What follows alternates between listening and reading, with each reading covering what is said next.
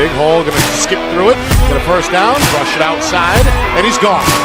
Stretch play, Angus Moss, his first carry. He's going to cut it upfield. The senior is in the end zone for a Portsmouth touchdown.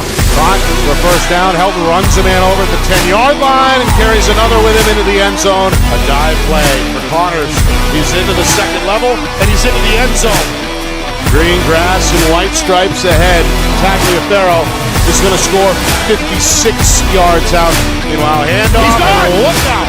To the house, Emmanuel Poe, the senior, will not be caught. That's up. He's got a burst to the right side. He's inside the 20, inside the 10, and inside the end zone for a touchdown.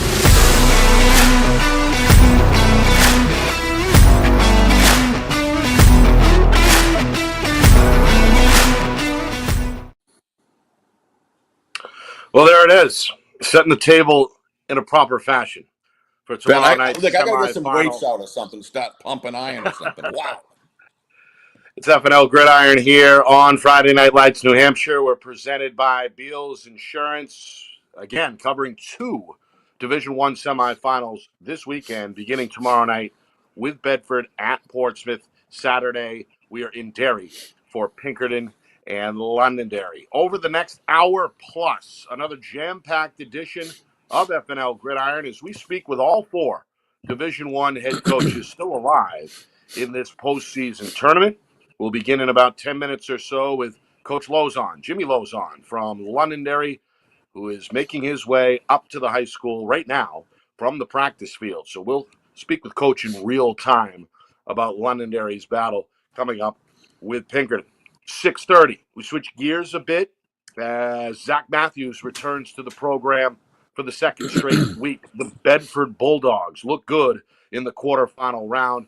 Coach will, or he may, shed some light on the game plan tomorrow night against the Clippers. On the other sideline tomorrow night, Portsmouth and head coach Brian Pafford, the longtime head man, will join us at about 6:45 tonight as the Clippers get set for that battle of the unbeatens. And then we round out the show at 7 o'clock with Coach Brian O'Reilly of Pinkerton. The longtime head coach / athletic director will join us from his home in Derry. So four head coaches on the way over the next 60-plus minutes. As I mentioned, we begin with Coach Lozon, then it's Coach Matthews, Coach Pafford, and finally Coach O'Reilly. Steve, is that enough coach talk for you? I love it, Nick. As you know, I think that doing this ahead of the game is a lot of fun, and you get the coaches, coming, like you say, right after practice or coming up during it, and we get just straight talk, as you said, on real time. I never get sick of any of these coaches. I think I could listen to these guys. I have tremendous respect for all four. Even thoroughly enjoyed watching their football teams and their programs develop a culture and a skill set that certainly deserves rating 1, 2, 3, and 4. Yeah. However you want to make that rating. As we've highlighted really week in and week out this season, it's these four teams that have been, quote unquote, the iron of the league, to borrow a phrase from you, Steve. They've been in the top four spots in the New Hampshire Union Leader Power Poll all season. And to no one's real surprise, they are the last four standing in the semifinals. Of course, plenty of other football to get to as well, including in Division II, where that final matchup is set for Saturday, 1 o'clock at Stello Stadium in Nashua. It'll be top seed and defending champion Pelham against number 2 seed Plymouth. The Bobcats coming off a quote-unquote upset of Souhegan on their home field in the semifinal round to get back into the championship. And, of course, in Division III and Division IV, the winners were crowned last weekend. Congratulations, as Trinity beat Campbell in the Division III final in blowout fashion to capture the crown. And Somersworth got revenge over Newport in Division IV by beating the Tigers by a final of 21-7. So 2 Division I semifinals this weekend and 1 Division II championship coming your way on Saturday. And again, we've got all the D1 coverage right here on Friday Night Lights, New Hampshire, beginning tomorrow night in Portsmouth, Bedford, and Portsmouth. Two of the 3 unbeaten teams in Division One, squaring off there in the 2-3 matchup. And then Saturday, another chapter in the latest rivalry between Pinkerton and Londonderry. That's a rematch, as we know, from Week 4. We get off the ground at 1 o'clock. Is that a 1 o'clock or a 2 o'clock game? I had it as 1 o'clock. Yeah, It's one. it says 1 o'clock on the website. It is 1 o'clock, so we'll be We'll on all the be there at ground. 11 anyway. We'll be there at 11 anyway. Yeah, Let's not worry we'll about be on that. the air. We'll be on the air officially at 12:45, and then get you that kickoff at 1 o'clock. So, Steve, obviously, as we look at this Division One bracket, it's gone chalk so far in every game. The higher seed has won in both the preliminary round and last week's quarterfinal. Your big takeaway from what we saw a week ago? Well, we saw Bedford, heard all this chatter about Bedford hasn't played anybody and so on and so forth. And of course, they had played other teams and they were winning by comfortable margins. But they played on a very good Salem team, a young team, but a very good team. And I think everybody thought that they were going to give them a test. Although I think that it was fair to say that Bedford's going in there as a clear favorite. It was just a matter of the spread that you thought it was. But as far as Bedford is concerned, when you look at that score and you come out of there with that sort of win, with that kind of margin, convincing, strong win over the Salem Blue Devils, well coached, all the credit in the world goes out to Steve Abraham. But you just got to give Bedford a lot of credit for their development, and they never flinched. Now they're going to go play their brothers of iron in those top 4 teams, and we're going to see how that goes. I'm sure Zach Matthews is feeling good, but he's a conservative guy. He never doesn't blow off a lot of extra stuff. He's all about business, but I'm sure that he must be feeling good going in. Before we go on, Nick, I just wanted to give on behalf of you and I and Ben and the whole FNL crew, congratulations to the Salem Blue Devils, the Nashua North Titans, the Exeter Blue Hawks, and the Bishop Girton Cardinals. They made it to the dance. They had a lot of success, and every one of those teams should be extremely proud of themselves for the way that they flourished throughout the middle end part of the season, and how they stuck their necks out, and they were tough. And nothing but good things can happen with those programs moving forward. So congratulations to them. Right. One other piece of noteworthy news before we move on. The Ukeka finalists were announced today. The top 3 vote getters in the first annual Ukeka chapter Player of the Year. And those names are as followed. We see in Division One, Caden Michaud, the senior from Pinkerton, the running back, over 900 yards on the ground this season, 13 touchdowns, helped Pinkerton go undefeated during that 9-game schedule. He is one of the top 3 finalists. Also, Londonderry's Ty Miles, who missed most of last year as a junior, comes back as a senior in strong fashion and helped lead Londonderry to an 8-1 regular season matchup and another berth in the semifinals. And then in Division Two, Souhegan running back J.J. Bright, who had quite a campaign on the ground for the Sabres, is the third and final finalist. So those names are in the running for Player of the Year. The winner will be announced next weekend as part of the championship festivities. So congratulations to those 3 players specifically. I guess the top 10 overall who are on the ballot as well. So congratulations there. But great job by our friends over at the Ukeka Foundation for really getting it right, I would say, this season in terms of the balloting. And the voters will be heard from when it's all said and done next weekend. All right, Steve, we didn't see any drama in terms of late fourth quarter, tight games, not in Division One, as each winner advanced by a final deficit of multiple scores. 55-20 was the Pinkerton victory over Bishop Girton. We saw Londonderry take care of Exeter 27-6.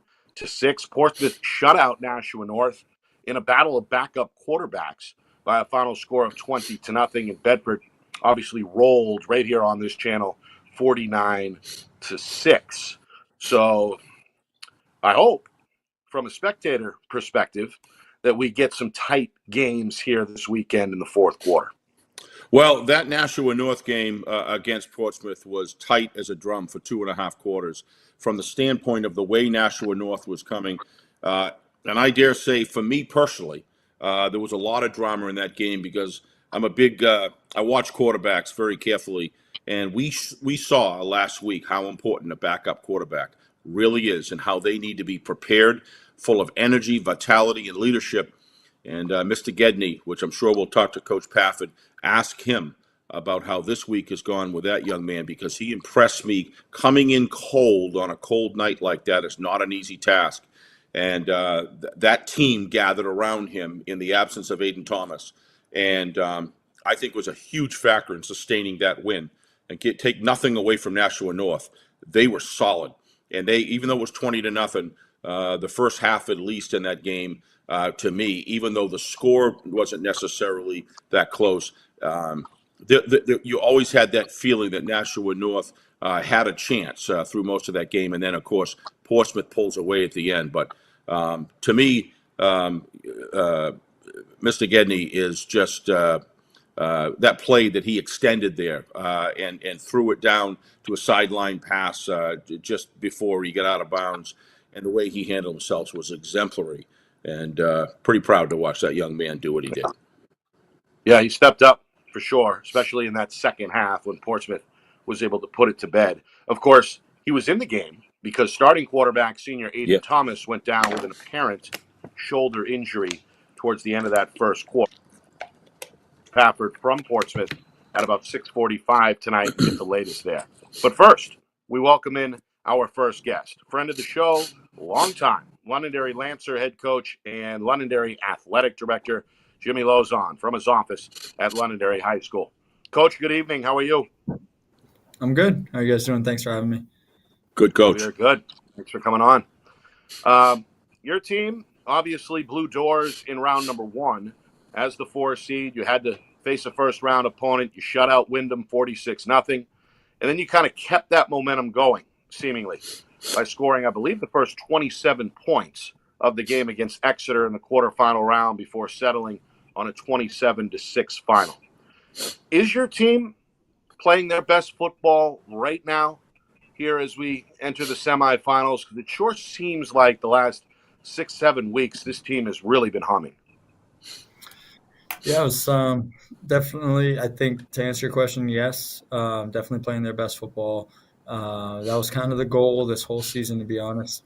Talked to the staff in May when we had our first meeting, and I said that was kind of one of the things that stuck out to me about last year's group is we didn't peak at the end last year. Obviously, 10 seed won it. They peaked at the right time, and we ran out of gas, whether it was fatigue, injuries, whatever the case may be. I don't know the exact answer. I just know we weren't playing our best football at the end. And so this year the goal was replacing 17 starting spots from last year's team. We felt like that we were going to get better and better throughout the year. And I said we need to be playing our best football at the end when we're heading into playoffs, unlike last year. And definitely, that's been the message to the team too. So it's definitely been the case. I hope it continues.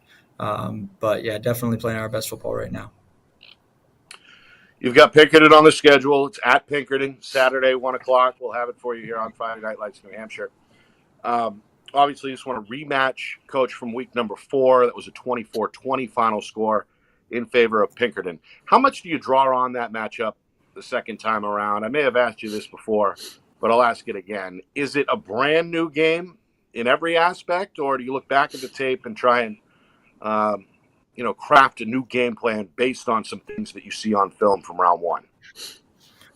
Yeah, I mean, we did not play well, and I'm sure, they would say the same. We both turned the ball over a bunch, missed a lot of opportunities, missed a lot of blocks, missed some tackles and some assignments. So we didn't play well, and so you kind of question whether we just, kind of go back and expect to play better because we are playing better right now, or if we start to, make some tweaks. I don't want to overreact because I think, we can execute better than that, and we've shown that. But that was, Pinkerton's the best team we had played all season, and they, some of the lack of execution was because of who they are and what they did to us. So, we've got to have some better answers than we had that night. But, overall, I think we both know, what each team does to each other. We played enough times where we know what we have, and we know what we're going to do, and it's a matter of who's going to do it better. I know Steve's got a number of questions, X's and O's wise, about the game coming up. So I'll leave that to him. But I got one more for you. Coach, about Ty Miles. Obviously, he's been a staple of the program, really the last 3 years, dating back to his sophomore year. Missed most of last year with a leg injury, comes back and was better than ever this year as a senior. He's one of the finalists, one of the final 3 for the Ukeka Football Player of the Year award. Give me, in your words, what he's meant to this program and how good of a player is he, and how bright is his future at the next level. Yeah, he's the kid that came in. He probably in most programs would have played right away as a freshman. And looking back, maybe I could have and should have played him. And then he was an immediate impact player as a sophomore. But he had his growing pains, and we were expecting a huge year out of him as a junior, and it started off that way. Obviously the injury was the first setback really of his life and his career, and it probably put things in perspective for him. Really, he already had a good work ethic, but man, that kind of lit a fire. He came back way ahead of expectations, came back faster and stronger. And that, I know it's a cliche, but he really did. It was really impressive. And, I just kind of prayed that he would stay healthy this year and that, he could put on,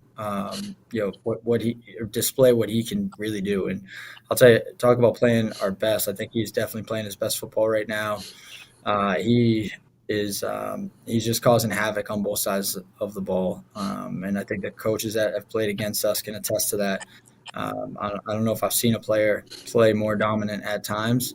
And I think coming back from the injury, it was a great tone setter for the entire program. I mean, we had a kid get hurt this year in a JV game, and he tells me when I went and visited him at the hospital, he's like, I'm gonna do it just like Ty. I'm gonna come back. I'm gonna get stronger and this and that. And so I think that was inspirational to a lot of people in the program and how you handle an injury. So he's meant a lot for on the field and off the field for us. Steve? Well, I'm going to continue with Ty Miles. That's no surprise. I've enjoyed watching him from the first time that I saw him. He's been an inspiration to me, Jimmy, as a lover of linemen, defensive and offensive. But one of the things I saw, Ty at the recruiting camp that we covered there was when he came back. It didn't look like he was 100%, but he looked about 90-95 then. And I watched him taking other recruits and dominates the gap into domination to the extent that he dominated. But was 2 things I noticed. His mechanics of firing off of the ball, where his speed is increased off of the ball. And what I noticed later on in the season was, I don't know if you guys use chutes or not, but he is coming out and staying low. He used to have a tendency after the second step to start to come up, natural thing for any football player. But that young man is coming out low all the way through, and he's trucking people. And I watched the game last week because I try to, get a feel for where you guys are right now. And he was such a gentleman. He's such a fierce competitor, but he's a gentleman after the whistle. And the majority of plays, he's helping his opponent up off the field after he trucked him. And take nothing away from the defender that was playing against him. But do you agree with those 2 things? Because those are the things I noticed in the year, or the one thing I noticed is he is firing out, and not only firing out off the cadence, but he is staying low. What are your thoughts on the development? We do have a chute. We use it every single day. That's how we start off. I know you did. Practice. Yeah. Nothing like the joke when he was a sophomore was I'd always call him Too High Ty, because he always played too high. It kept coming up way too high, and I'd leave it on the notes all the time. And it has been much, much better this year. And I don't know if it's in comparison to the 6'5", the 265 guys that we have next to him, but he does play very low. And they're doing a good job of also playing low. But it's a challenge. It's one of the strengths. Being big is a strength of theirs, but at the same time, because they're so tall, you get caught standing up against teams like Salem and Pinkerton and Exeter. It's not good. So it's a must to stay low, and something we preach and practice a lot. Glad someone's noticed. He's gotten a lot better at it. In the transition from nose to D end, people probably thought we were nuts putting a 300-pound kid at D end, but with his versatility, his speed, he's a tough one-on-one block. Whereas we saw him as a sophomore getting double teamed a lot, and it was like we can't. He's not playing to his strengths because he can't get away from two guys. So we really wanted to kind of put him on the edge, but he's so fast that you wouldn't know he's 300 pounds the way he plays, and it's just he's played with great technique this year, especially. And I coach the D line, so I am on him hard about how to play. Yeah. So. Well, it doesn't surprise me. I honestly didn't know if you had a shoot or not. But you can see how players change the way that they play when they actively work that into the regiment, and it's very obvious with him this year. He looks just fantastic. Jim, I want to talk about this quarterback rotation that you started with. My feelings, Jim's going to not afraid to check out every single guy and let the leader develop, and then it just keeps going on and on and on and on. And then you see these guys get plugged in at certain times and each contributing in their own unique way. One of the exciting games for me to watch was when you put Alex in and at a time that you needed to control and run the ball. And I think he burned about 5 or 6 key minutes off the clock for you. And then everybody else has their own special LMD seam passes that are getting thrown. You obviously, it's worked for you. So take us briefly through the process. Is that what you wanted to finish with, or is it just working so well? Why stop it? Yeah, we struggled to make a decision early on, and we sat together as coaches. They all had different opinions. We sat together with the kids, and we kind of talked it out. And whether they truly believed it or not, they seem to be on board with it and seems supportive of one another. And I said, as long as they stay like that, we'd probably continue on. I think the big selling point was I told them that it doesn't matter if you mess up. Like, I'm not going to pull you, or if you do get pulled, it's not because of that. It's honestly just we're just trying to win the game, and I have all the faith in the world in them. If I had one of them, just one of them, we'd be fine. Like they can do everything that I ask them to do. And so we're just very, very fortunate. I'm afraid of what the future holds down the road, because it doesn't always, I got 4 Absolutely. right now. And someday I may have 0. But we're truly blessed right now. They can all do everything in our offense. Those that feel that the game is being called differently, it's really not. I wouldn't put them in if I didn't think they could do it. Now, I do probably call it their strengths, but I hold back from anybody at any point if a defense was to give us something. Alex is a great runner. He runs with great pad level for a 6'5" kid. But he can sling it too. I mean, he can really throw it around. I probably haven't showcased that enough. Cam Brutus is extremely explosive, but he can throw. He's got a really live arm. Connor just runs the offense, operates it like a point guard in basketball. Like, he's just a field general, does a great job, can runs way harder than anybody would probably expect him to at 5'8", 160 pounds. And then Sam's really well-rounded. He can do everything. And he's really grown as a leader throughout the year, which was probably the biggest question mark, was like, is he going to take control? And it's tough because, you got 2 seniors that are sitting right there, but their support has probably meant a lot to them. So all 4 of them, could go on and on, and I'm fortunate we are to have them. And I didn't anticipate we'd be going in the playoffs or using them all in the playoffs. If I did, I'd say it's probably minimal. Last game we barely had. I think we had 34 offensive reps, so it didn't feel like I used them all that much. But but it is working, and it's good for the juniors just to grow, and it's good for the seniors. They've earned this opportunity. So. Those are really the main reasons I'm sticking with it. I'd like to call out players, not call them out, but I'd like to support players that have really come out of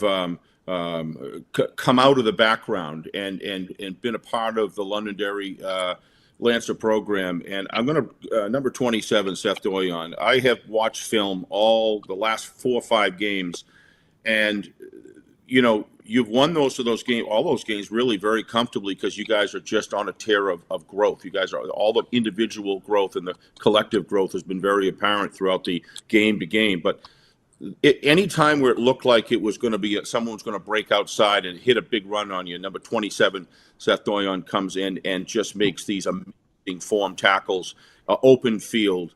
What can you say about that young man? To me, he's just been lights out. Yeah, Seth is, if not the best, one of the best corners in the state, and he has been for 2 years. Yeah, he doesn't let up much in the pass game. He's extremely physical. He's fast. His effort is there.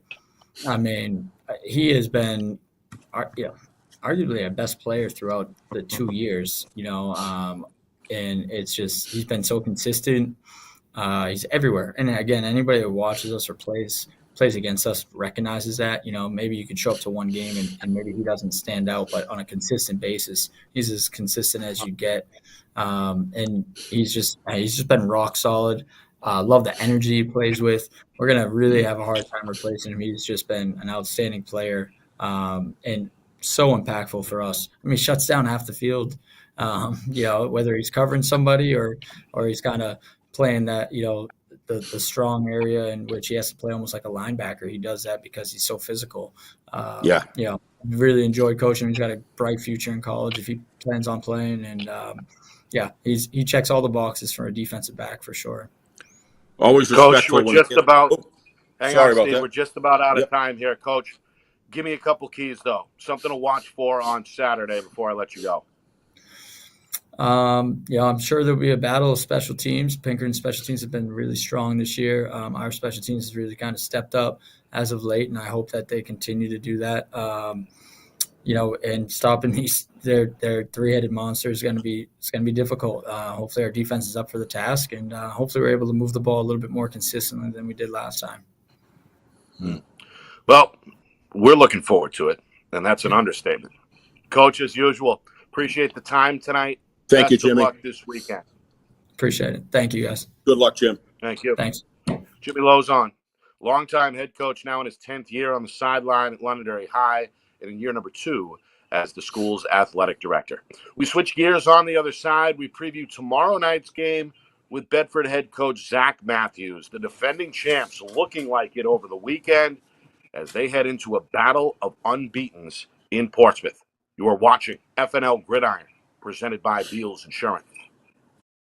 Our broadcast today, as it always is brought to you by Beals Insurance Agency, with locations now in both Bedford and Londonderry. Whether you need home, auto, or business insurance, Beals Insurance will get you both the price and quality coverage that's right for you. Just call 603-471-9999 or visit BealsInsurance.com to request a free quote and start saving money today. Again, that's BealsInsurance.com. How can you reach your team's fundraising goals at no risk and no cost? MG Sports offers a variety of products to make your team's fundraiser a success. Their products include tickets and discount cards to hundreds of local businesses. MG Sports now has a digital platform where athletes can raise funds in the comfort and safety of their own home. Don't waste another season. Raise more funds than ever before and become another football program in New Hampshire that sets fundraising records every season. MG Sports, fundraising made easy. Visit mgsportsfundraising.com to start raising money for your team today. The New Hampshire Tomahawks promote the highest level of club lacrosse competition, not just in the state, but in the country. Looking to get recruited? Director Chris Cameron keeps an open dialogue with the nation's top college lacrosse coaches. Over 400 New Hampshire Tomahawks alumni have played at the college level, including the ACC, Big East, Big Ten, Ivy, NESCAC, NE10, and more. The New Hampshire Tomahawks coaching staff has over 100 coaches, including current high school varsity and college coaches. The Tomahawks offer training for players of all ages, clinics, camps, and leagues, along with spring, summer, and fall elite teams. So play with the best. The New Hampshire Tomahawks, showcase and development for college lacrosse. Visit NewHampshireTomahawks.com and girls.nhtomahawks.com. Hey, I'm Chad, the owner of New Hampshire iPhone Repair. We're New Hampshire's most trusted and affordable repair shop for your iPhone, iPad, iPod, and even Android needs. Don't worry, we're affordable, reliable, and we back our parts with a lifetime warranty. And do you know what the best part is? No, what? We can repair your phone while you wait. I know, that's why I'm here. Oh, I know, Mrs. Green. Here's your iPad, good as new. Bring your phone into New Hampshire iPhone Repair today. Buy local and save big. For over 26 years, Spectrum Monthly has been providing great local offers from businesses in New Hampshire and Massachusetts, delivered to your mailbox every month. Spectrum is chock full of savings from your favorite businesses. From local restaurants and retail stores to entertainment, fitness, and home improvement services. You'll have easy access to thousands of dollars in savings, including exclusive offers for Spectrum readers. Every month, enter our readership contest for a chance at winning cash and local gift certificates. Spectrum Monthly, no one brings you better offers. Well, 1 down and 3 to go. We appreciate Coach Lozon jumping on, and we will welcome in Coach Matthews in just a moment, about 10, 15 minutes or so. Coach Pafford from Portsmouth, and then we round out the program with Brian O'Reilly of Pinkerton. Nick and Astis, Steve Beals with you. It's FNL Gridiron here on Friday Night Lights, New Hampshire. We are presented by Beals Insurance. Bedford, of course, the defending Division I champs. They got hot at the right time last year and ended up winning the championship as a number 10 seed. This year, no problem during the regular season. 9-0, one of 3 teams to finish unbeaten in Division I. They earn the 3rd seed. They will face number 2 and also undefeated Portsmouth tomorrow night. And, of course, you can watch that right here in full 1080 HD in our Friday Night Lights New Hampshire Game of the Week, presented by Beals Insurance. Kickoff is at 6. We're on the air at 5:45. All right, let's welcome in Coach Zach Matthews of Bedford High, the second straight week There he is. we've had the privilege of speaking with Coach. He's live from the locker room. Coach, how are you? I'm doing well. How are you guys doing? We're good. Pumped up. Appreciate you coming on. Looked like your team was living large back on Saturday night. You put Salem away early. You scored 49 points. Your defense only let up 6. Your sophomore tailback went nuts. And, well, it looked like business as usual for your talented football squad. What was your big takeaway in that 49-6 quarterfinal win over Salem? Yeah, I mean, these kids keep impressing me, and I've been around, these seniors, obviously coached them for 4 years, and they continue to amaze me where we game plan, we talk about how we hope things will go, we talk about what they need to do, and they just keep reaching that bar and going above and so was really impressed with our maturity the other night, and we talked, you guys asked me last week what I thought of the bye week, and I told you I didn't know. So the feedback is the bye week was good. And obviously our kids came out and played well, and I was proud of the effort and the energy to start that thing off for sure.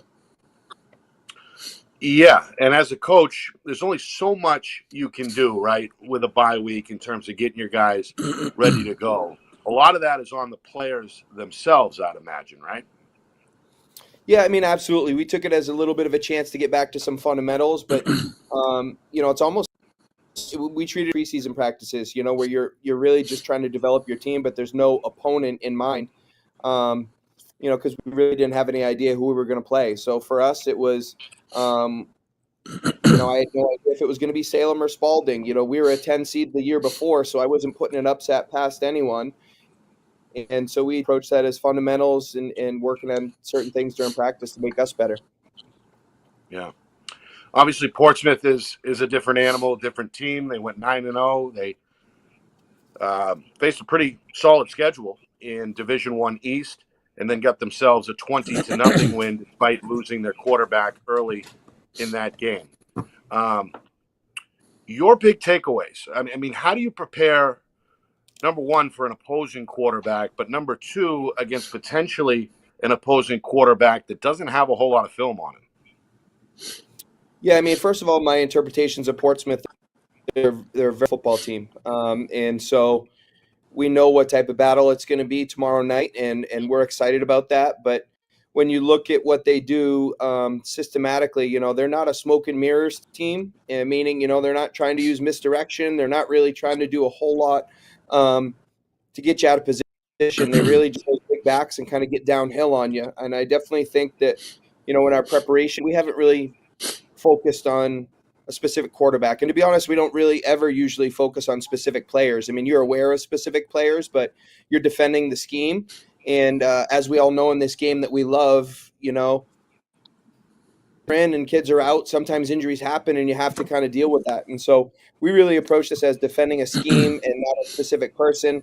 We've prepared like the starting quarterback is going to be back, although that injury didn't look good on your broadcast, obviously last week. And your heart goes out for a kid like that who's had a great year and obviously spent his time to reap that benefit in the playoffs, and then it ends up being a bad snap, a broken play where the kid gets hurt, and that's just where your heart goes out to him. So to be honest, I hope the quarterback's okay, and I hope he plays, because you hate seeing that for any kid. Mm-hmm. Coach, you've dominated whoever's been on the other side of the football by multiple scores week in and week out. I believe your closest final score was an abbreviated game against Nashua South of 21-0. If this game is close in the fourth quarter down the stretch, how do you prepare your team for that kind of a situation, given that they haven't faced it collectively this season?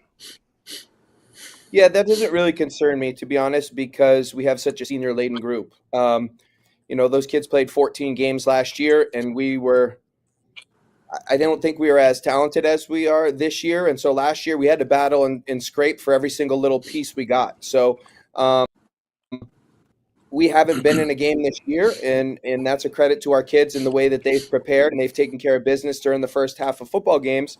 But these kids that are on the field have the experience, and they have been in those kind of games before. I mean, you can't think of a more intense environment than the championship game we played in last year against Londonderry that came like fire. And, we condition really hard, even though our athletes haven't played in a whole lot of second halves. We condition really hard to prepare ourselves for those moments. So we're excited about it. We're excited about the opportunity, and we're going to see what happens. If it does go into the fourth quarter, I feel pretty confident our kids are going to be ready to battle in that format. Steve?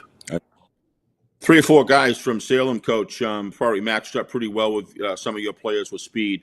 But when you look at team speed, there was really no comparison the other night. The stringing out of the defense of the runs and being able to get a lot of losses, 1-yard gains, 1-yard loss, back to the line of scrimmage, really confounded their offensive that they're used to. I watched them all year long, and almost anybody they played, including even the Pinkerton game in Salem, that they were able to get around the corner and do their thing. What was your thoughts looking at that defense there? Was that something that you guys prepared for ahead of time, or is it just normal preparation and just complete ultimate achievement by the guys on the field?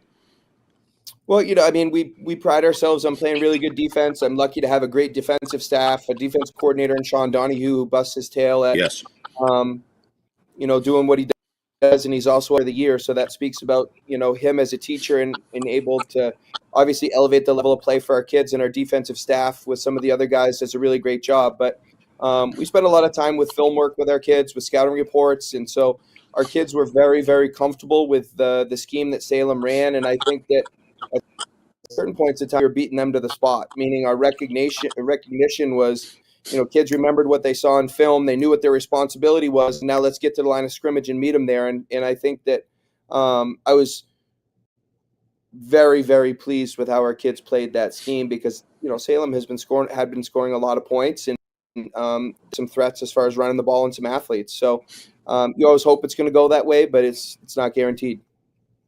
Couldn't agree with you on Mr. Donahue. Not only he's also a great teacher as well. My 2 boys had him in school, and then they loved him. So I share your view there. But let's talk about Zach Matthews' offensive management of the game. One of the old adages is, if you're running downhill, keep running downhill. Don't find a mountain to climb. You didn't do that. You had the running game completely in control. Your at point of attack blocking was incredible. Your backside blocking was incredible, and the downfield was just literally off the charts. You guys had them reeling backwards as 26, Mr. Amazing this year was coming through the line. We'll talk about him in a sec. But look to me, Zach, like the game plan that you had was, you knew you could run the ball and you were going to force him to stop that. Having a player like Danny Black, nice arm, good receivers, didn't really throw that much, didn't need to. That's what I saw. Is that pretty much how you felt the game? Let's keep running it and keep scoring, and don't do anything that could turn the game around. Yeah, we try to build our offensive system on being able to do whatever we need to do to win a game, right? And so right. I'm not one of these coaches who sits and we're just going to run the ball all the time. And I also don't believe in the passing game just existing in and of itself. And so we feel very comfortable playing football games however teams want to play them. And so if you're going to load the box and try to take away the run, I'm very comfortable with the things Danny can do down the field. And then if you're going to play too high and you're going to keep back there, then we'll run the football. But last week we were lucky enough to get that lead early and things were popping regardless of the defensive front. They had the box loaded and Brody was still popping some big runs there. And so I just didn't feel the need to kind of stretch things, any more than when you're handing the ball to 26. A lot of good things can happen. And so we were comfortable with the things we were doing. And I didn't feel pressured to really dig deeper into our playbook and get into some of the other things, to be honest. Yeah, that's smart going into potentially knowing you got a pretty good situation in the game you're in. Why show the playbook if you don't need to with some of the iron teams you're going to come up and potentially play? So one run by Brody in particular, to me, it's the run of the year because, if you've got blazing speed and you can run outside, it's a beautiful thing to watch. But when you can create a touchdown off an inside run and then stepping out behind the linebacker core the way he did, there was a little bit of a kind of a scrum, not a scrum, but kind of a pile in the middle. He jumped over that pile, and 99% of running backs have got to plant themselves, then replant the foot and go to the side. He did it all in one step. I haven't seen that with a runner at the high school level in a long time. I'm sure you remember the play I'm talking about. It's the best run I've seen all year, and I've seen some beauties by Micho and so many others. What are your thoughts on this young man? We've talked about it before, but he's so exciting to talk about. That particular play where my eyes were popping out. Were yours? Or are you just used to it? That was just a basic inside zone play there. We're calling inside zone. And so, and this is the part that's amazing with Brody is that I'm hoping to get a drive started there with a good gain. I'm not expecting we're going to be one play touchdown and holy crap, we just scored another one. And so there's some very, very base that look like they should be probably a 5 or 6 yard gain that he takes to the house. And to be honest, that makes us look really good. He's a really good runner, but I don't want to miss out on the fact that Connor Flaherty and Jake Ben had a flatback on that play, and that's why he had to jump. That's why he had to jump in the air because our two big guys got on their D tackle and put him on his back. And so there was a play he had to get over. But certainly our offensive linemen know that if they create a seam for Brody, that he can exploit some things at the second level. And to be honest, I think that Brody's a secondary's nightmare, right? You need to get to him early because if you don't, our corners in our own program don't want to tackle the kid. Never mind corner program. So that's, Deion Sanders used to call those business decisions, when it comes to a corner with a running back like that. And so there are some people that definitely take a business decision approach to coming up and bringing him to the ground. Your offense has been so potent all year long. Let's talk about your opponent this week. I'm going to throw a few names out at you. McLaughlin, Brooke, Connors, Connors, Poe, and Moss, and Smith.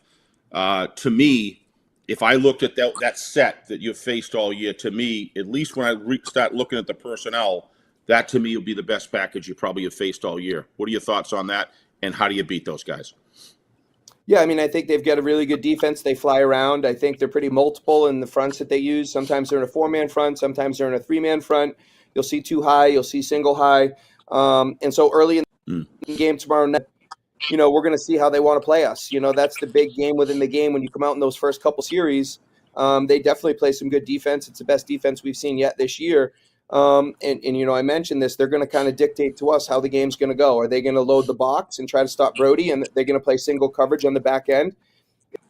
If they believe in their then that's great. Are they going to play coverage and play kind of like they played Nashua North last week and trust that their linebackers are going to be able to make those plays with the 3-man line? I'll be interested to see that stuff. But, yeah, their defense flies around. They do a great job. I think their team, their defensive pursuit and their speed reminds me a lot of the pride ourselves on here with our kids. Yes. They fly the football, They get to the line of scrimmage, they tackle well. And, as we say to our kids, when you play good defense, you're guaranteeing yourself the fact that you're going to be in a lot of football games. And I think Portsmouth has played that style of football this year. And so we're just hoping to hopefully exploit some things against them. But I'm not going to reveal my hand tonight. No, You can wait but tomorrow I have night to to ask see. the question. I have to ask the question. You know what I mean? Hey, one last thing before we go back to Nick. Thanks, Zach, obviously, for coming on, especially 2 weeks in a row. I know we're not easy to put up with, and I appreciate it. But one of the things the young man that was injured there and had to go to the on the ambulance there, I certainly haven't heard. I've tried to find out, but I certainly felt like from when I talked to people that he was going to be okay. We pray that he was. But one thing in particular I noticed, and I just wanted to call attention to it. This game is so important. Injuries happen, but your guys came off the field, and then that was an extended period of time, and they were going over, started working out. The next thing I know, coach had them out there all kneeling on the field, showing the kind of respect that young men show, and I just think that shows a lot of leadership on you and Sean's part. It was nothing but a class act, and it was very well demonstrated on the field. And we can be as proud of that as we are how good of football players they are. So good luck this week. Just wanted to call your attention to that. Got a great group of guys, and you and Sean and your crew have done a fabulous job developing young men because it's very apparent on the field. So best of luck next week. You guys have been a lot of fun to watch. I've watched a ton of film. It's going to be a good game tomorrow night, and I look forward to it. But thanks again, Zach. Yeah, thank you. That young man was okay. Reached out to Coach Abraham the next day, and he mentioned his player was doing well. But that's Good. we all love this game. We love the physicality of this game, certainly. But those are the type of situations where you have to pause and kind of you think of more as a dad or as a parent in that realm. And that was certainly a tough piece. But and you also mentioned the piece of speaking to you guys 2 weeks in a row. As long as we keep this thing going, I'll speak to you guys every week. Because if I'm speaking to you guys Well, thank you. in a row, that means things are going well on the field. So thanks for what you guys do. And hopefully, tomorrow night is a great game for you guys to cover and a great game for your viewers to watch. Thanks, Zach. Coach, best of luck tomorrow, and we sincerely appreciate it. Thank you again. Yes. Thank you, guys. And again, Zach Matthews, head coach of the Bedford Bulldogs. Bedford, the defending champs, looking to punch their ticket to another championship game. Portsmouth stands in the way. We bring you live coverage tomorrow night, beginning at 5:45 with our pregame coverage.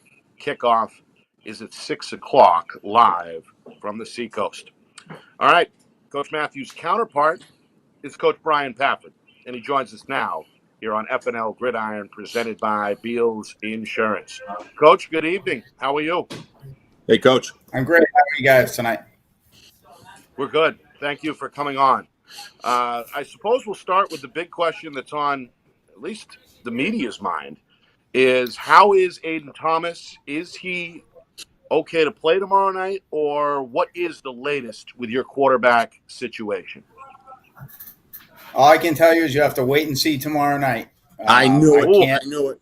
on any. It's a law, SERPA. I can't, just like HIPAA, I can't comment on any injuries on any kid. Okay, fair So enough. I can't help you. Fair enough. Your defense, another shutout, looking good, flying around against Nashua North. You kept them off the board in a 20-0 win in that quarterfinal. What's been the key on that side of the football, not just last weekend, but all season long? Can you repeat that? I had a little noise in the background here. Sorry. No problem. Your defense, another shutout last week. What's been the key on that side of the ball? Preparation in the kids' desire just to bring it. They're incredibly well prepared by Coach Hop, and they the game plan and they execute what's put in front of them. And they're kids that want to win and like playing together and gel together and work well together. Yeah. And it seems like it kind of starts and ends with big number 25 in the middle of that defense, Cole McLaughlin, one of the better players, in my opinion, that's come through your program in at least the last couple of years. What makes him tick, and how good of a player is he at the linebacker spot?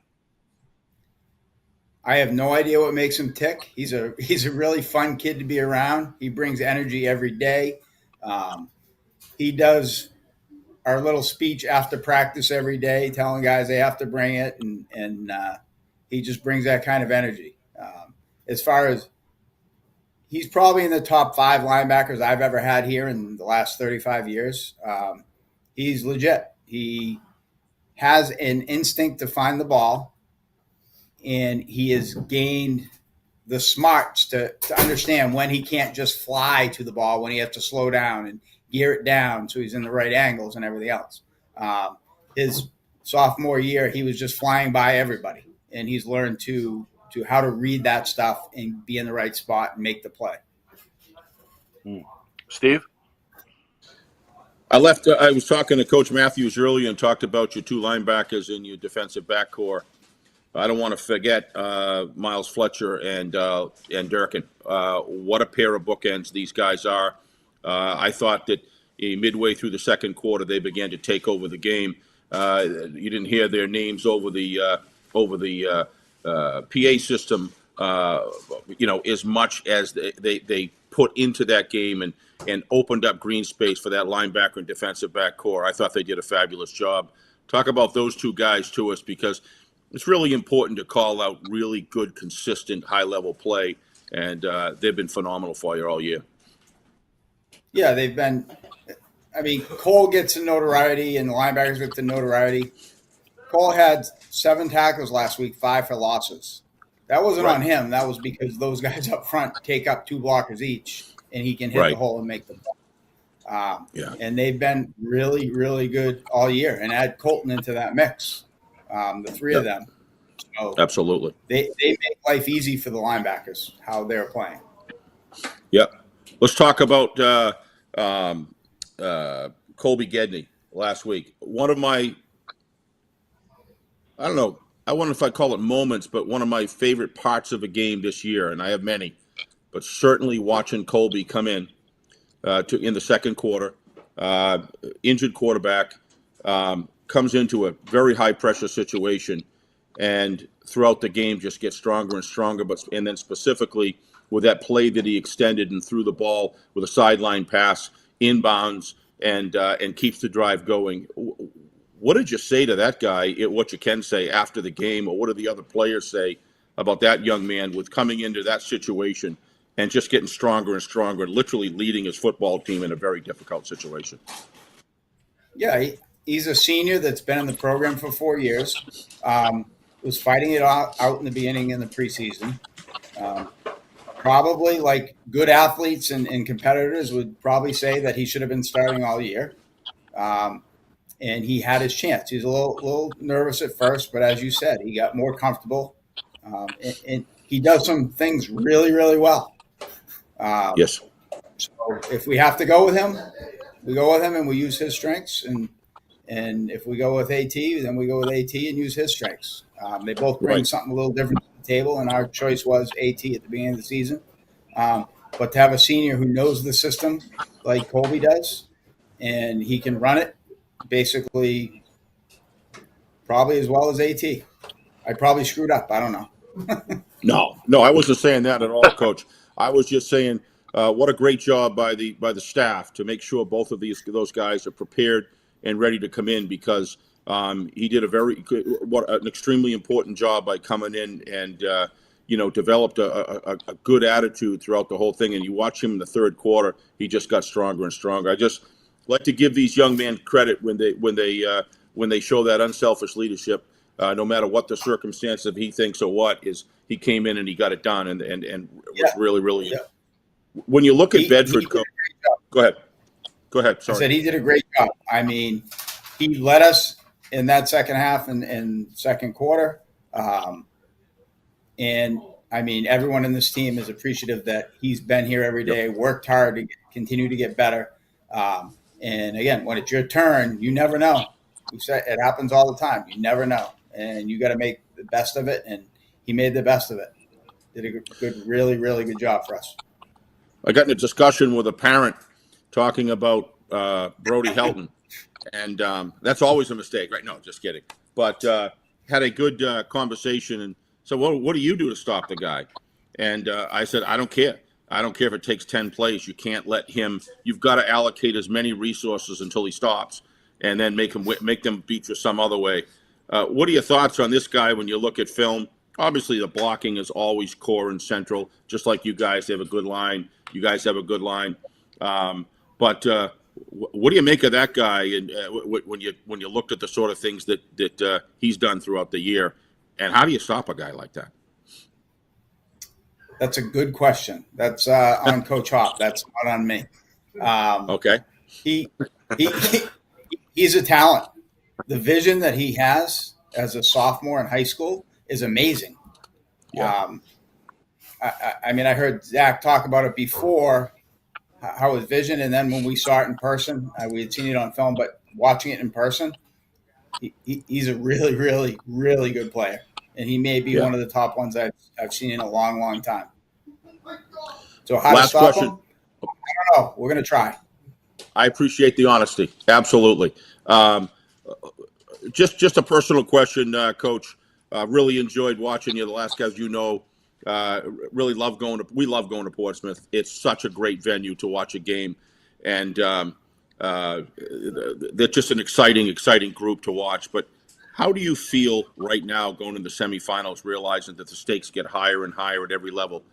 How have you been feeling last? Have you been able to reminisce at all, or has it just been, 24 hours a day, right to the wall? But if you had, what are you feeling inside that you feel comfortable sharing with us?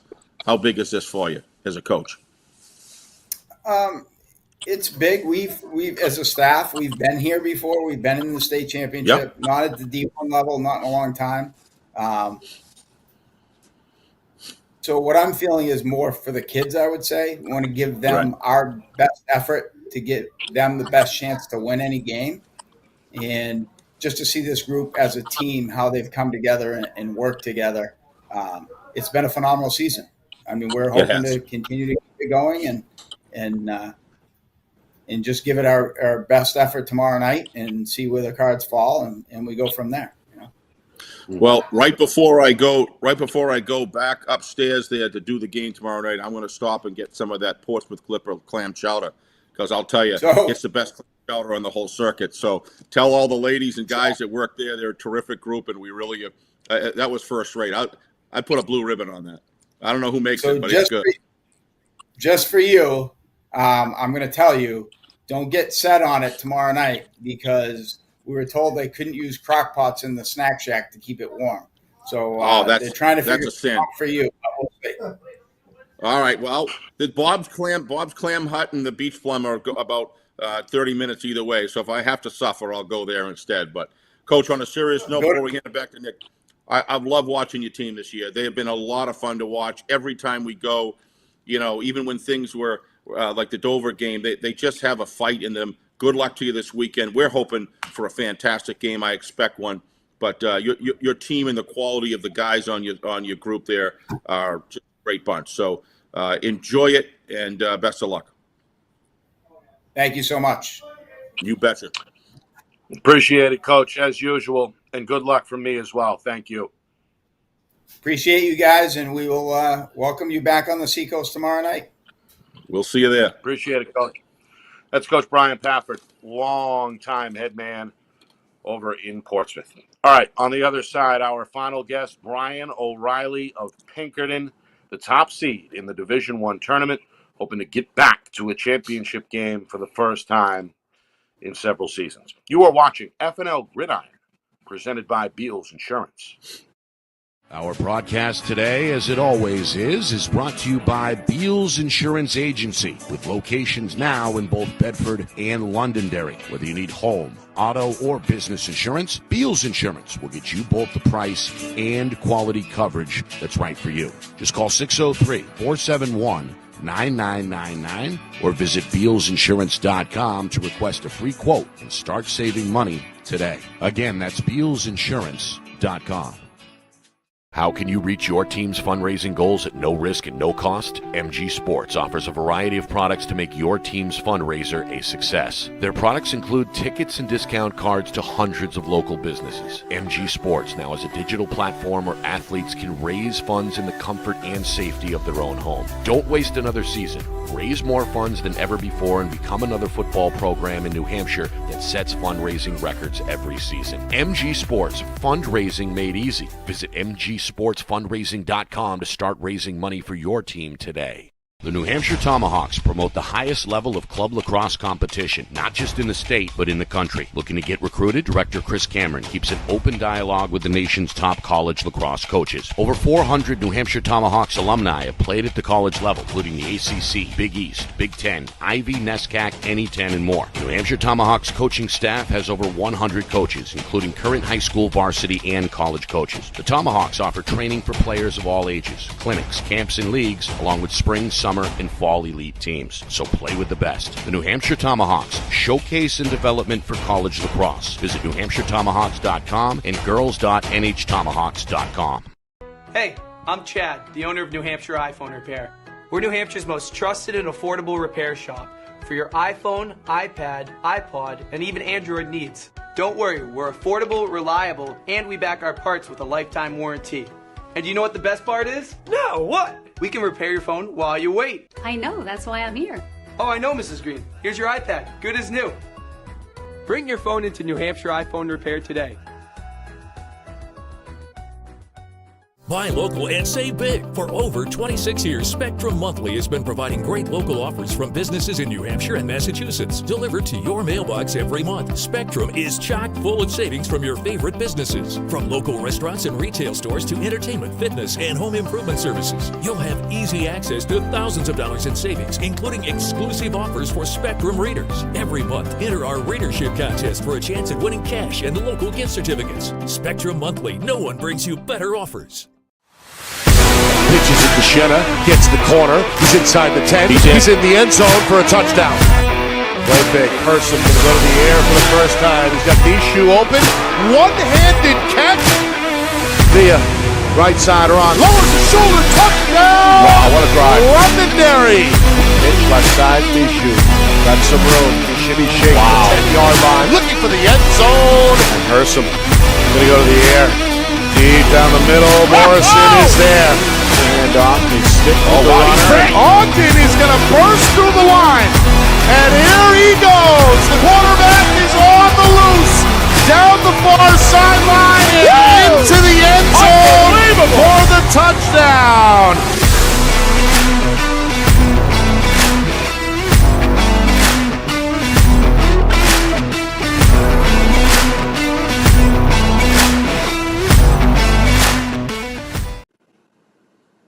That's right.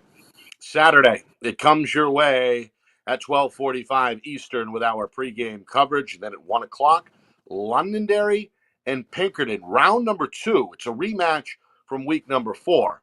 Some of those highlights from that game in that intro. And My blood pressure's up. All eyes around the state will be on that one. Nick Anastas, Steve Beals with you. It's FNL Gridiron here on Friday Night Lights, New Hampshire. We're presented by Beals Insurance. We've got Coach O'Reilly, I believe, ready to go. If not, we'll bring him your way momentarily. There he is. He is ready to go. Nice and relaxed. He's always ready. Boy, he looks always comfy, ready on huh? the schedule. He's reclining at home in Derry. We appreciate it as usual. Coach, how are you tonight? I'm very well, thank you. Wyndham, by the way. Oh, you're in Wyndham. Not That's Derry, right. Wyndham. I think I knew. I did know that. I apologize. In Wyndham, of course, Used right to next be door. Used to be part of our school, so at the time That's right. it made sense. That's right. Coach, your team looked very impressive in that quarterfinal win over Bishop Girton, 55-20. It was your second win in the last, 5 or 6 weeks over BG, and no problem there. Obviously, everybody's been kind of fixated on this rematch ever since that Week 4 final score came across the wire. 24-20 was that final. But I asked Coach Lozon if he felt like his team was playing their best football right now, the right time, so to speak. I'll ask the same question to you. Is your team playing their best football right now heading into the semifinals? I don't have any issues the way we played the last month or so. So, yeah, there's no issue. There's no excuses. We're moving the way we want to, and yeah, we are playing our best football at the moment. And obviously that's the goal, right? Year in and year out. What in your power, your staff's power, can you do to get your team to improve week in and week out? Is that something that you can kind of control as a coach, or is that more based on the group, the personnel, year in and year out of players that you have? After all these years, I can tell you it's based on the groups, the personnel. I know every coach likes to think that they have complete control of the situation, but they don't. Otherwise, after you win a championship or two or three, then why don't you win every single year if it's just coaching? It's the players. If they buy into the system, and it goes in cycles. You get really, really good teams that will do anything you want them to do, and then sometimes you get a 2 or 3 or 4 or 5 year lull where, I don't know, you just wait for somebody to come along. But the players, they do it themselves. You just lead them along, but if they want to do it, they'll do it, and we've got one of those kind of programs this year. Is this the most talented group you've had in the last, 5 or 6 years? In the last 5 or 6 years, yes, but we've had a lot of pretty good teams in the last 5 or 6 years. What we haven't had is a complete group that, especially an offensive line, matched up with the backfield type of thing, or sometimes we've had a pretty good offense but not much on defense, or vice versa. We're pretty much set this year in all facets. We're happy with what we've got: offense, defense, offensive line blocking, the running back situation. The secondary in our defense is as fast as we've ever had.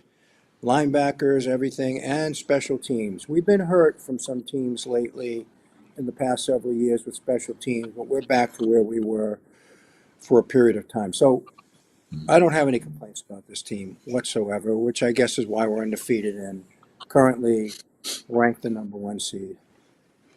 Yeah. Coach, how big is home field advantage? Is that something that's actually legit, or is it kind of a media thing? No, it's not. No, outdoor sports don't need home field advantage. I'm not a basketball coach, but it seems to me that basketball is a big deal. You know the way the rim hits, and you know the shots and the lighting. But when you're outdoors, whether it was lacrosse for me for years or football, it really doesn't matter where you play. It's better to be at home. You don't have to get on a bus and travel away. But in the big games, you don't even have a crowd advantage. You get just as many people from the other school as you do your own. All fields look the same. You know, it's weather oriented, I will say that, but it's not oriented. No. Yeah.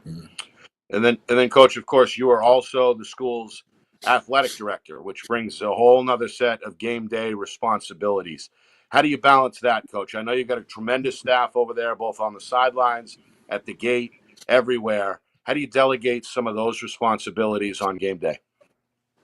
I have, without any doubt whatsoever, the best assistant AD in the entire state. Jeff Soiker runs our football games, runs them so well that I don't even know what to do anymore. I have to go ask him how we do things. So I'm allowed, when it comes to football, to just coach the game. I don't have anything to do with pregame setup, dealing with officials, or anything else. So if I did, I don't know that I would still be coaching. I'd be quite honest with you. If you don't have those people who can run your football games for you, I don't know how football coaches can be athletic directors also, if they truly want to do the job they're supposed to do as an athletic director. And I am definitely lucky to have Jeff Soiker, as anybody in our school would tell you. And so I get to be a football coach this weekend, not an athletic director. Steve? Yeah, Coach, thanks for coming on. Again, I know it's we ask you on a lot, but it's been years. Coach, undefeated, 9-0. And when you look over the body of work that the staff, you and the staff and the players have done, like the team you're going to face tomorrow, there's been a continual improvement. I'm sorry, on Saturday, been a continued improvement throughout the year with both teams. Absolutely, yours front and center of that. Coach, I'm going to. Not only do you have a great special teams, but I would say with you and your assistant coaches, always been good. Not suggesting otherwise, but I think the adjustments that you guys have made from quarter to quarter this year, Maybe it's the personnel, to your point, but the adjustments that you guys have made have been absolutely outstanding this year. And I'm wondering if you feel the same about the job that you guys have done, because it's certainly been evident to me in tough games, when it got tough times during the games, the adjustments you guys made had immediate response.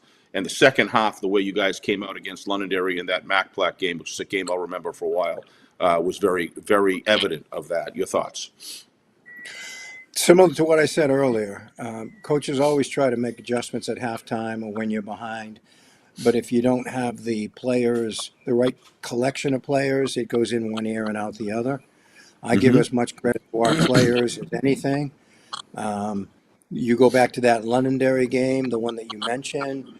It was just a horrific first half for us with 4 turnovers. But the thing we were able to sell our kids on was, first, we got the field goal at the end, so we scored last. And secondly is, after what we just did in the first half, we're only down 10 points.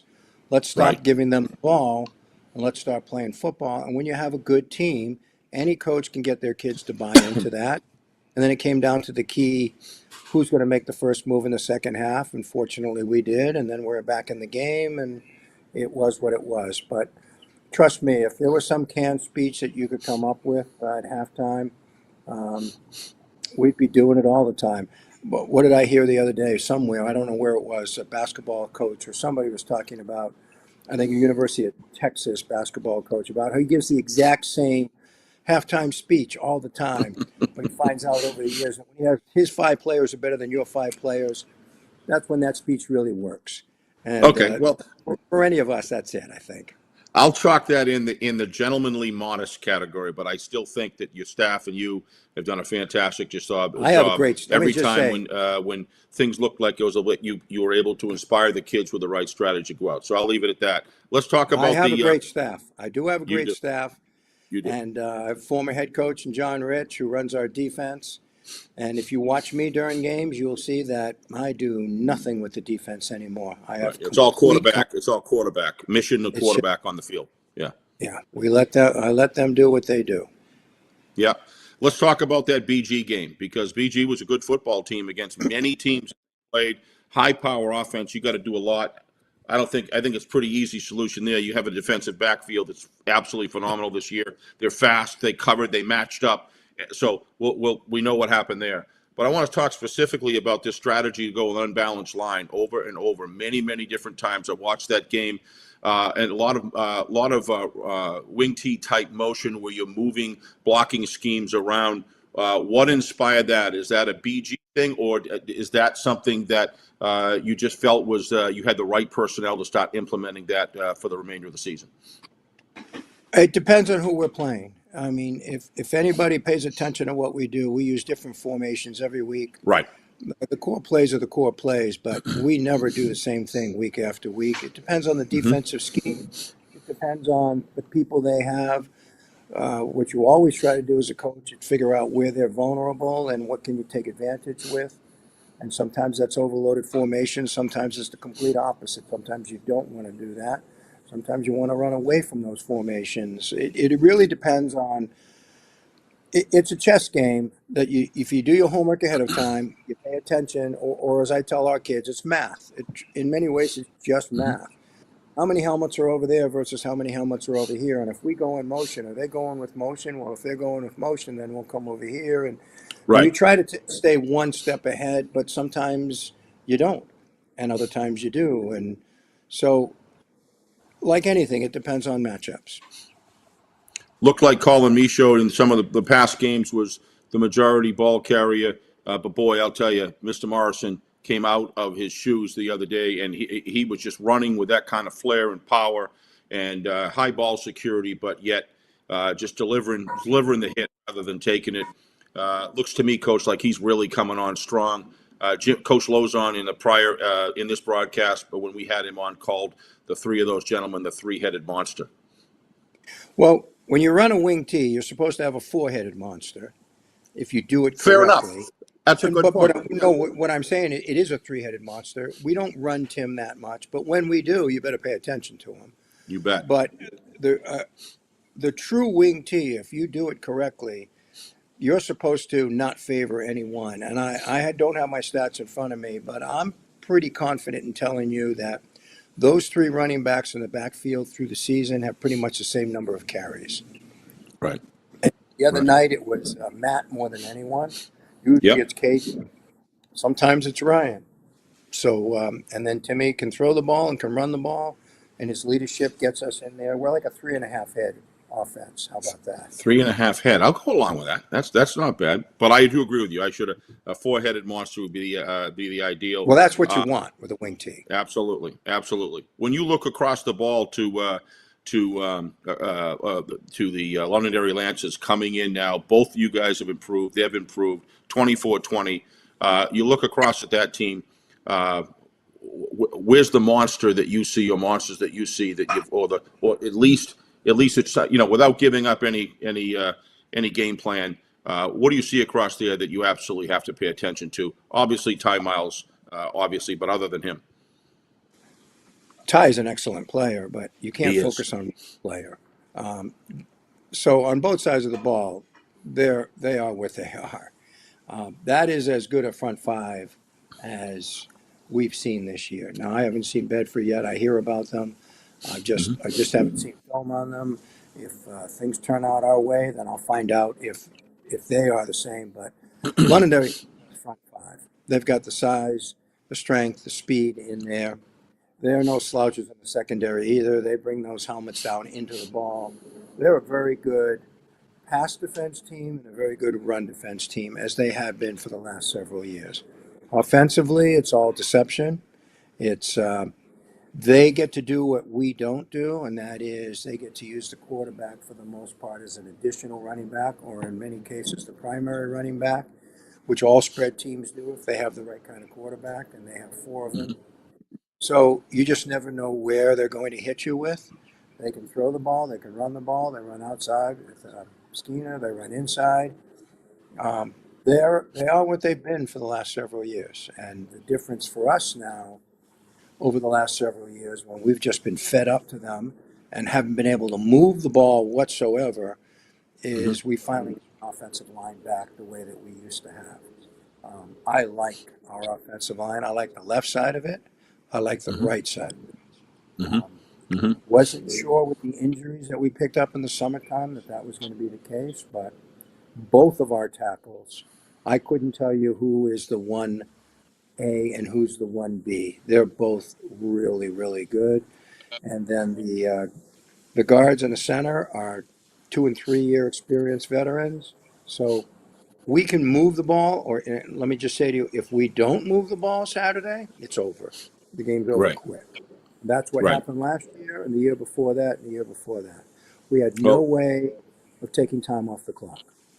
I've been watching number 60, Mr. Day. I focused on him in 2 games and just kind of instead of watching the game, I rewatched it and watched him on every play.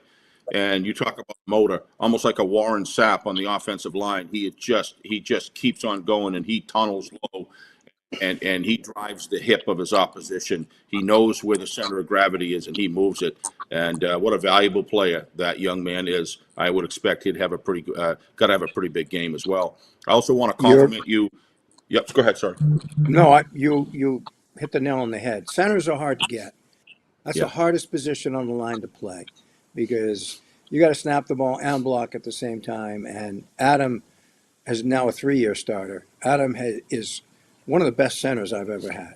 He might not be the biggest one I've ever had, although he's not small at all, but he is one of the best centers I've ever had.